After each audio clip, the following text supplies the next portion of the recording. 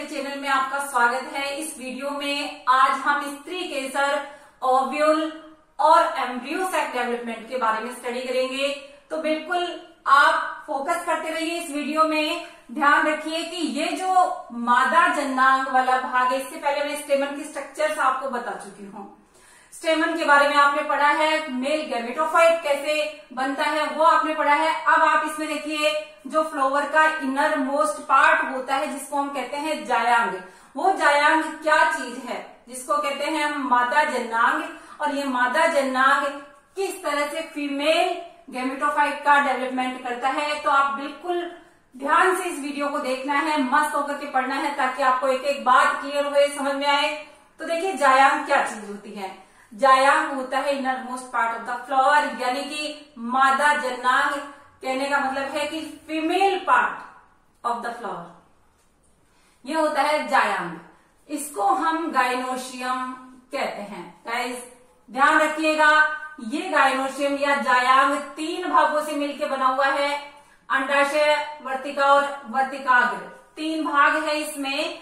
अब ये बात करें कि ये जो जननांग मादा जननांग है जिसके अंदर कार्पल, जिसको हम कहते हैं स्त्री केसर भी कहते हैं और कार्पल भी कहते हैं, ये कैसा होता है? ये होता है फ्लास्क नुमा स्ट्रक्चर में। ये कैसा होता है? फ्लास्क नुमा स्ट्रक्चर में होता है। इसके 3 भाग होते हैं। सबसे पहले हम बात करेंगे अंडाशय की, और अंडाशय की बात करने से पहले मैं आपको बता दूं कि फ्लावर्स में कार्पल एक भी हो सकते हैं और अनेक भी हो सकते हैं। एक होता है तो एकांडपी कहेंगे और ज्यादा होंगे तो उसको बहुअंडपी कहेंगे। आप बिल्कुल इस पे फोकस रखिए। जैसे कि गुड़हल है, गुड़हल में केवल एक कार्पल मौजूद है, एक अंडक मौजूद है। स्ट्रक्चर आप देख रहे हो, अंडाशय, वर्तिका और वर्तिकाग्र 3 पार्ट्स आपको मिल गए कार्पल के। स्त्री केसर वाला भाग है, कार्पल को हम स्त्री केसर भी कहते हैं। अंडाशय, वर्तिका और वर्तिकाग्र। और से देखिए फूला हुआ भाग है फ्लास्क स्ट्रक्चर में अंडाशय, वर्तिका जो कि नलिकाकार संरचना है, और वर्तिकाग्र जो कि अलग अलग प्लांट्स में अलग अलग होती है। ये वर्तिकाग्र है, ये रिसेप्टिव कंडीशन में होती है जो पोलन ग्रेन्स को ग्रहण करती है। अब आगे देखिए कि ये तो है एकांडपी कंडीशन, और पेपेवर में बहुअंडपी और युक्ता अंडपी। गाइस ध्यान रखिए, युक्ता अंडपी को हम कहते हैं सिनकार्पस। क्या कहते हैं? सिनकार्पस, यानी कि जुड़े हुए कार्पल्स होना। ये जुड़े हुए कार्पल्स आप इसमें देख रहे हो, ये वर्तिकाग्र जुड़ करके देखिए ऐसे स्ट्रक्चर बना रहे हैं। यह है युक्तांडपी कंडीशन, यानी जुड़ी हुई कार्पल्स की जुड़ी हुई कंडीशन, इसको कहेंगे युक्तांडपी। अगर carpels free from each other, अगर फ्री है, जैसे कि वाइचेलिया में है, बहुअंडपी है, मतलब बहुत सारे अंडप है, लेकिन वियुक्तांडपी है। वियुक्तांडपी का मतलब होता है एक दूसरे से पृथक होना। ये अंडप आप देख रहे हो और एक दूसरे से फ्री है, ये कार्पस फ्री है, ये सारे अंडप फ्री हैं। तो ये है माइचेलिया में बहुअंडपी और वियुक्त अंडपी कंडीशन। एपोकार्पस हम इसको कहते हैं, जो फ्री होते हैं उनको एपोकार्पस कहते हैं। तो ये गाइस ये क्लियर हो गया होगा आपको कि किस तरह से एक कार्पल के 3 पार्ट्स होते हैं और कैसे कार्पल्स जुड़े हुए हो सकते हैं और कैसे कार्पल्स फ्री हो सकते हैं। इसके बाद आप बात करेंगे कि कार्पल के पार्ट्स कौन कौन से। जैसा कि मैंने आपको बताया, ये 3 भाग आपको बताए, इन तीनों भागों पे फोकस करेंगे एक एक पर। सबसे पहले कार्पल के अंडाशय वाले भाग को हम लेते हैं। अंडाशय कैसा भाग है? फूला हुआ भाग है, और ये अंडाशय ओव्यूल को धारण करता है। इसके अंदर प्लेसेंटा से जुड़ा हुआ ओव्यूल होता है। ये ओव्यूल भी एक भी हो सकता है और अनेक भी हो सकता है। बात समझ रहे हो? जो फूला हुआ भाग है ये वाला अंडाशय, इस अंडाशय के अंदर ओव्यूल होता है। क्या होता है इसमें? ओव्यूल। और ये ओव्यूल एक भी हो सकता है और अनेक भी हो सकता है। गाइज आम और गेहूं ऐसे एग्जाम्पल है जिसके अंदर केवल एक ओव्यूल पाया जाता है, और पपीता और तरबूज ऐसे एग्जाम्पल्स है जिसके अंदर अनेक ओव्यूल पाए जाते हैं। तो ओवरी के अंदर क्या है? ओव्यूल। किससे जुड़ा हुआ है? ओवरी के प्लेसेंटा से ये जुड़ा हुआ ओव्यूल होता है। किससे जुड़ा हुआ है? प्लेसेंटा से। क्लियर है? देन आगे देखिए, ओव्यूल में वृंतनुमा संरचना फ्यूनिकल होता है। ओव्यूल की स्ट्रक्चर में आपको बताऊंगी, बहुत मस्त स्ट्रक्चर, आपको एक बार में समझ में आएगी, याद भी होगी। ओव्यूल के अंदर डंठल नुमा या वृंत नुमा संरचना, जैसे पत्ती का वृंत होता है, पत्ती जहां से जुड़ी हुई होती है, इस तरह से ओव्यूल के अंदर भी डंठल नुमा स्ट्रक्चर होती है और इस डंठल नुमा संरचना को फ्यूनिकल कहते हैं। जहां से ये जुड़ा हुआ है, जहां से ओव्यूल और ओवरी जुड़े हुए हैं, उस स्थान को हम कहते हैं हाइलम। अब देखिए, कई बार क्या होता है कि हाइलम और यानी कि ओव्यूल का पार्ट और ओवरी का पार्ट जुड़ता है, तो वहां पर एक उभारनुमा संरचना बना लेता है और उस उभारनुमा संरचना को यानी एक उभरा हुआ भाग बन जाता है, इसको हम कहते हैं रेफ्री। क्या कहते हैं इसको? रेफ्री। ओव्यूल की स्ट्रक्चर में आपको क्लियर कर रही हूं।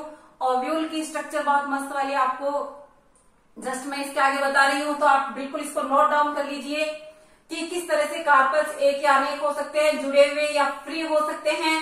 कार्पल के 3 पार्ट्स कौन कौन से हैं, यह आपको यहां तक पढ़ लेना है। ओव्यूल एक या अनेक हो सकते हैं, कार्पल्स भी एक या अनेक हो सकते हैं। ये मादा जननांग यानी कि फ्लावर का इनर मोस्ट पार्ट, जायांग जिसके बारे में आप पढ़ रहे हो, तो आप इसको नोट डाउन कर लीजिए ताकि ओव्यूल की स्ट्रक्चर में आपको बताऊं।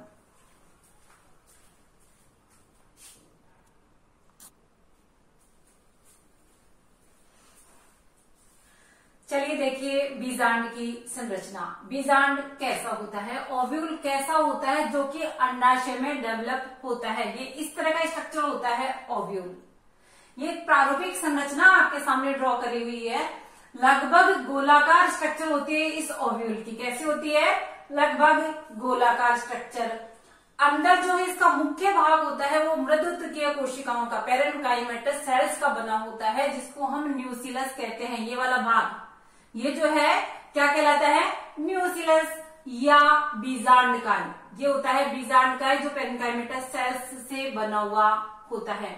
इसके बाहर की तरफ इंटेग्यूमेंट्स की कवरिंग पाई जाती है, जिसको कहते हैं अध्यावरण। अध्यावरण की स्थितियां अलग अलग प्लांट्स में अलग अलग हो सकती है। ओव्यूल के ऊपर एक इंटेग्यूमेंट भी हो सकती है, एक अध्यावरण भी हो सकता है, 2 भी हो सकते हैं, और बिना इंटेग्यूमेंट के या बिना अध्यावरण के भी ओव्यूल हो सकता है। इसी के आधार पर ये जो है यूनिटैग्मिक, बाइटैग्मिक और एटैग्मिक कंडीशंस ओव्यूल की हो सकती हैं। इस ओव्यूल के अंदर डेवलपमेंट किस प्रकार होता है, कैसे फीमेल गैमेटोफाइट बना है, ये मैं आपको इससे आगे बताऊंगी। आप सबसे पहले इसकी स्ट्रक्चर देखिए कैसी है। लगभग गोलाकार स्ट्रक्चर। मेन पार्ट न्यूसिलस का, मेन पार्ट जो न्यूसिलस है पेरेन्काइमेटस सेल्स का बना हुआ है। इसके अंदर ये इंटेग्यूमेंट जो कवर कर रही है, थोड़ा सा ऐसा भाग होता है जहां पर इंटेग्यूमेंट उपस्थित नहीं होती है, जिसको हम टिप वाला रीजन हम इसका कह सकते हैं। छोर जो है माइक्रोपाइल रीजन है इसका, जिसको हम कहते हैं बीजांड द्वार। बात समझ में आ रही है? बीजांड द्वार ऐसा स्थान है जहां पर ये अध्यावरण उपस्थित नहीं है। ये हो गया बीजांड द्वार। अब देखिए इसका जस्ट अपोजिट साइड है इसका निभागीय सिरा। क्लियर है समझ में? मुख्य भाग किसका बना हुआ? पेरेन्काइमेटस सेल्स का। इसका जो अध्यावरण पाए जाते हैं वो ऐसा स्थान जहां पर अध्यावरण उपस्थित नहीं है, नलिकाकार छोटा सा भाग है, इसको हम कहेंगे बीजांड द्वार। और इसका अपोजिट साइड जो है ये होता है निभागीय, आधारीय सिरा हम इसको कह सकते हैं। क्या कहेंगे इसको? आधारीय, बेसल पार्ट, आधारीय सिरा। अब बात करते हैं इंटेग्यूमेंट्स के अंदर एम्ब्रियोसैक की स्ट्रक्चर जो बनती है वो कैसे बनी है, ये हम आगे मैक्रो जो स्पोरोजेनेसिस की कंडीशन है उसमें बताएंगे। आप सबसे पहले देखिए न्यूसिलस वाला भाग, अध्यावरण, एम्ब्रियोसैक, बीचों बीच आप यहाँ पर देख रहे हैं एम्ब्रियोसैक, भ्रूण कोश वाला रीजन। इस भ्रूण कोश का डेवलपमेंट कैसे होता है मैं बहुत क्लियर कट आपको इसको समझाने वाली हूँ, आप इसमें देखते रहिए।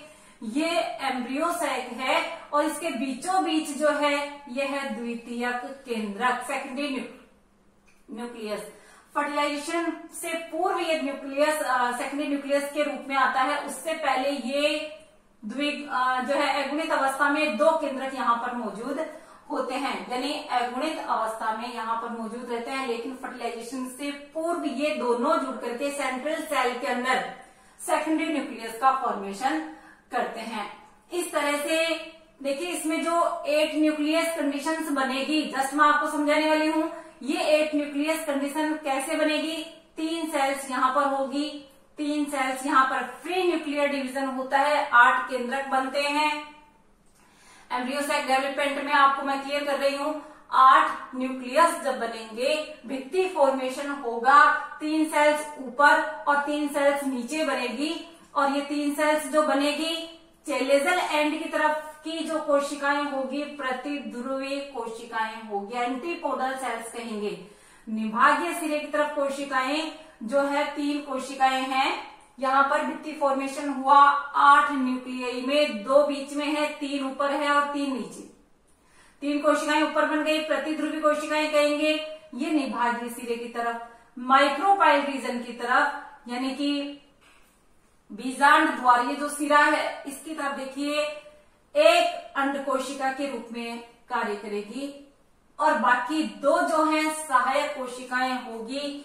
ये जो है अंड कोशिका और सहायक कोशिका में जो दोहरा फर्टिलाइजेशन, आगे फर्टिलाइजेशन की प्रोसेस में मैं आपको समझाऊंगी 8 न्यूक्लियर कंडीशंस कैसे बनी है, ये मैं आपको जस्ट आगे क्लियर कर रही हूँ। आप पहले इसको बीजांड की प्रारूपिक संरचना में ये सारी चीजें आपकी क्लियर हो जानी चाहिए कि लगभग गोलाकार स्ट्रक्चर, मेन पार्ट पेरेन्काइमेटस है और इंटेगुमेंट्स मौजूद है जो आउटर और इनर इंटेगुमेंट के रूप में है।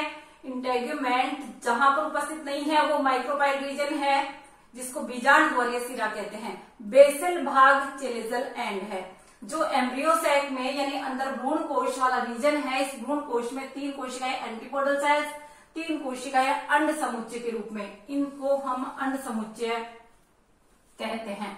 मिलाकर के हम इसको कहते हैं अंड समुच्चय, जिसमें एक अंड कोशिका होती है, 2 सहायक कोशिकाएं होती है, और बीच में सेंट्रल सेल होती है जो 2 न्यूक्लियाई लिए हुए होती है। फर्टिलाइजेशन से पूर्व ये दोनों न्यूक्लियाई मिलकर के सेकेंडरी न्यूक्लियस का निर्माण कर लेते हैं। तो आप इसको नोट डाउन कर लीजिए ताकि आगे मैं और समझाऊं आपको। ओके,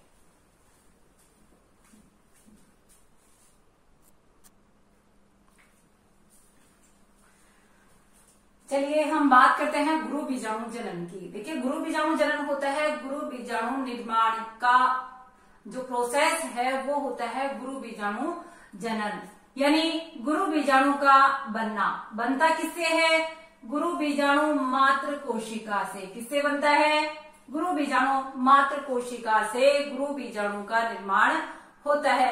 अब ये गुरु बीजाणु मात्र कोशिका कैसी होती है? ये होती है सघन जीव द्रव्य वाली, स्पष्ट केंद्रक वाली, ये होती है गुरु बीजाणु मात्र कोशिका। लेकिन ये गुरु बीजाणु मात्र कोशिका के रूप में कौन सी कोशिकाएं कार्य कर रही है?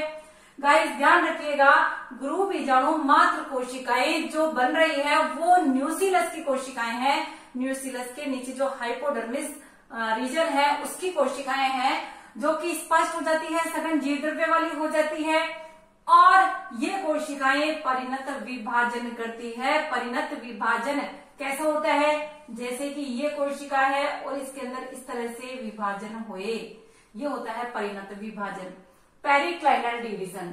अब ये जो आउटर मोस्ट कोशिकाएं बनी, ये तो हो गई प्राथमिक द्वितीय कोशिका। क्या हो गई ये? प्राथमिक द्वितीय कोशिका, जो कि बारंबार विभाजन करेगी और भित्ति निर्माण कर लेगी। ये प्राथमिक द्वितीय कोशिका हो गई। अब जो अंदर वाली कोशिकाएं हैं वो प्राथमिक बीजाणुजन कोशिका होगी। क्या होगी ये? प्राथमिक बीजाणुजन कोशिका, जिससे कि मेगास्पोर बनेगा। ये बीजाणुजन कोशिकाएं गुरु बीजाणु मात्र कोशिका के रूप में कार्य करेगी। अर्धसूत्री विभाजन के द्वारा क्या निर्माण करेगी? 4 गुरु बीजाणुओं का निर्माण करेगी। ये चारों गुरु बीजाणु लीनियर टेट्राड के रूप में जो है इस तरह से लीनियर टेट्राड होता है एच से। ये चारों गुरु बीजाणु यहाँ पर इस तरह से उपस्थित होंगे लीनियर टेट्राड के रूप में। अब इनमें आपको ये देखना है कि कौन सा गुरु बीजाणु एक्टिव होता है।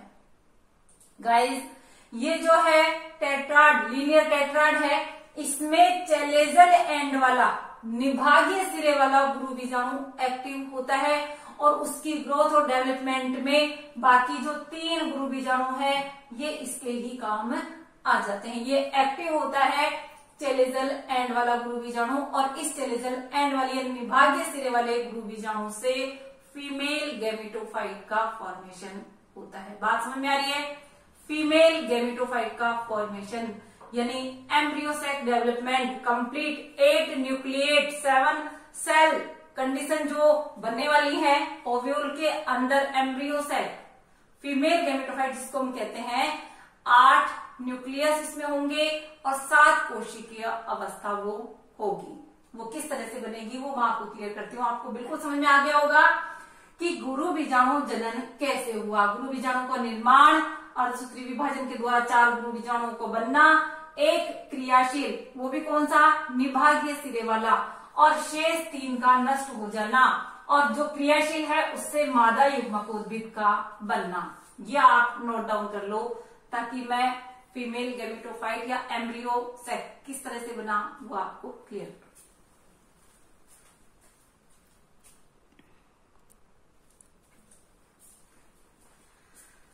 चलिए मादा युग्मकोद्भिद का डेवलपमेंट मैं आपको समझाती हूँ। आपने अभी लीनियर टेट्राड के बारे में पढ़ा कि लीनियर टेट्राड बन गया, रेखिक क्रम में 4 गुरु बीजाणु जो है बन जाते हैं। उसमें एक एक्टिव गुरु बीजाणु होता है, चेलेजल एंड वाला गुरु बीजाणु एक्टिव होता है।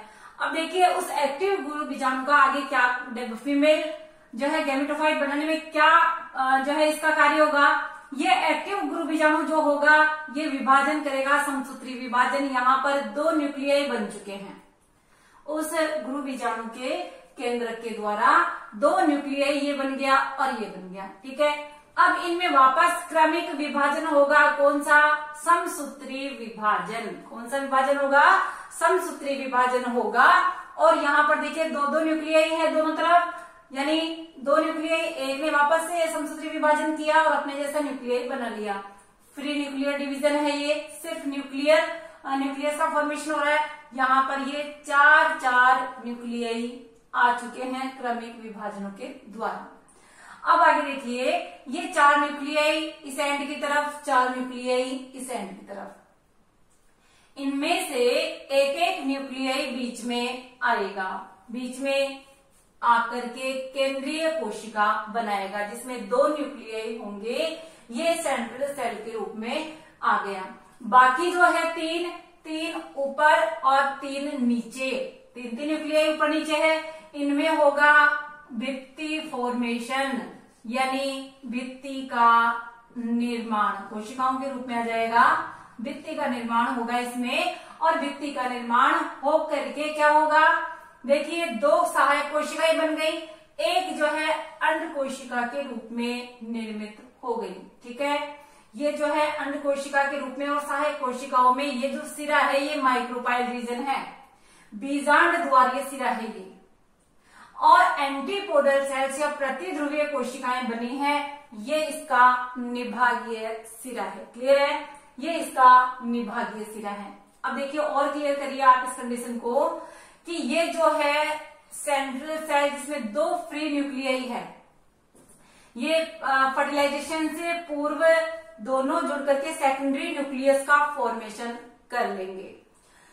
3 कोशिकाएं ऊपर जिनको हम कहेंगे प्रतिध्रुवी कोशिकाएं, ये है निभागीय सिरे की तरफ वाली कोशिकाएं। बाकी 3 कोशिकाएं यानी 3 केंद्रक ऊपर थे, 3 केंद्रक नीचे, 2 बीच में, 8 केंद्रक बन गए। भित्ति फॉर्मेशन हुआ इसलिए 3 कोशिकाएं ऊपर बन गई, 3 नीचे बन गई। ये बीजांड द्वारीय सिरा है।